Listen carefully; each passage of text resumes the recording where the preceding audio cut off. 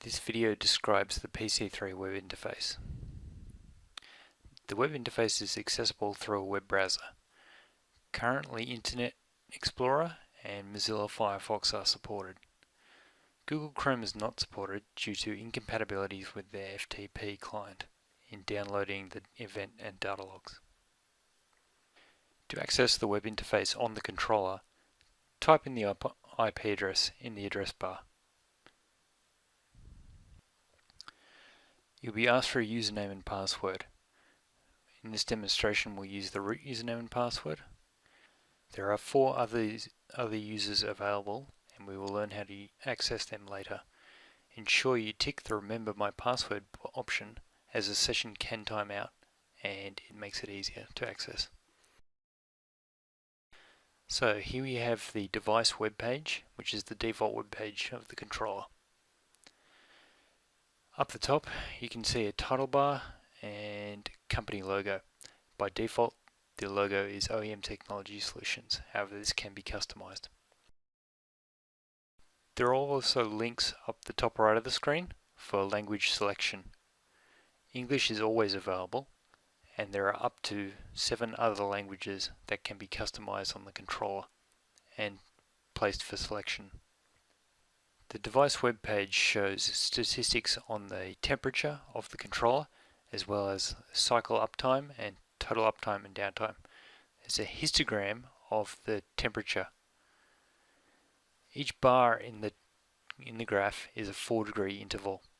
The last bar, for example, covers the interval 36 to 39.9 degrees. Below the histogram there is statistics on the number of resets of the controller, such as when the last reset occurred, how many resets have occurred in total, and the reason for the last reset.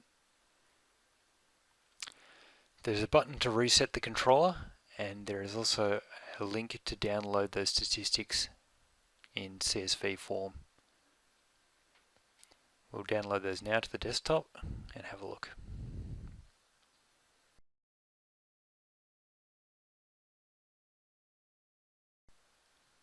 So as you can see, we've got the same statistics as is shown on the web page. The histogram is in table form.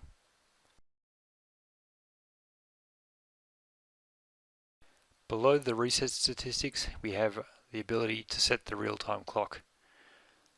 The time shown in the field is the time at which the web page was refreshed. It doesn't update while the page is running, and so you need to be sure, if you're going to update the real-time clock, that the actual time is now up to date.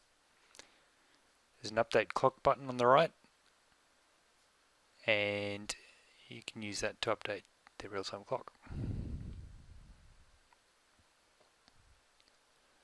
Below real-time clock is the Ethernet settings. There's a use DHCP tick box if you want to use dynamic IP addressing. For static IP addressing, you want to untick the DHCP box. This enables the rest of the remaining fields like IP address, subnet mask and default gateway. And then you can update the Ethernet.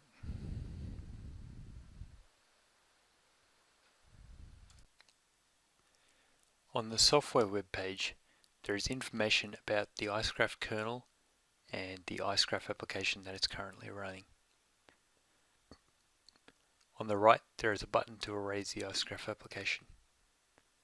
Further down, we have the data log and its information. There is a link to download the data log and the current size of the data log. There is also a button to reset the data log. We then have retained variable information.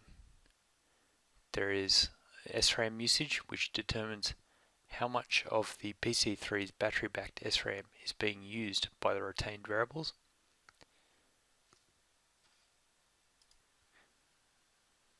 The reset retain button is used to reset retained variables. However, in order to use this function, you need to use the get retain reset function block in your Icecraft application. Next to that, there is a global reset of all logs and retained button. This allows you to reset the data log, event log, and retained variables all in one hit.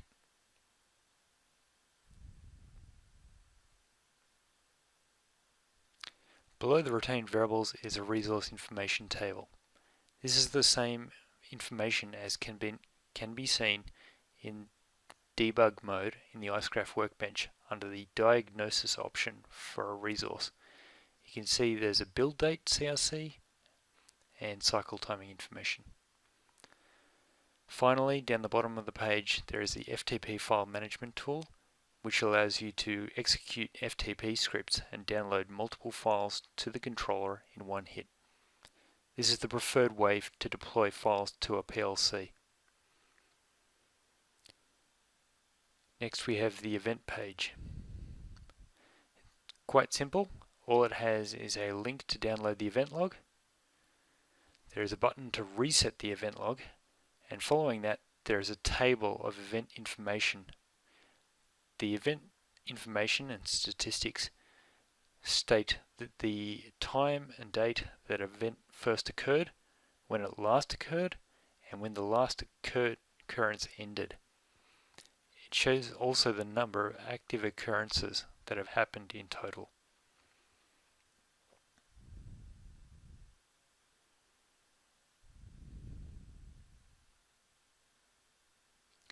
The tick boxes on the right are for resetting individual event counts.